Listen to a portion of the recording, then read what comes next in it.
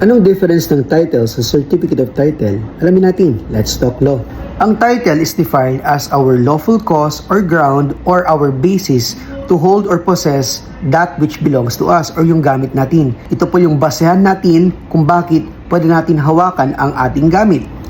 So if title pertains to our right to own property, so what are the ways that we can acquire ownership over those real and personal property? These include succession, prescription, occupation, intellectual creation, law, donation, or tradition.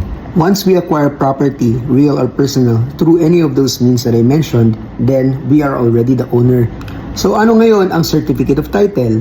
The Certificate of Title is actually just the piece of paper which is the evidence or proof na tayo ang may-ari ng real or personal property.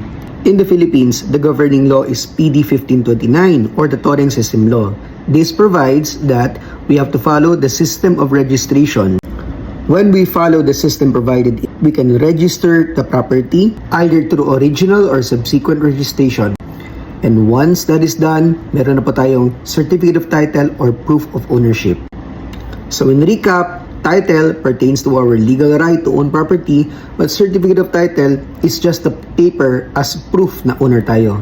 So, yun lang po. Thank you. Bye!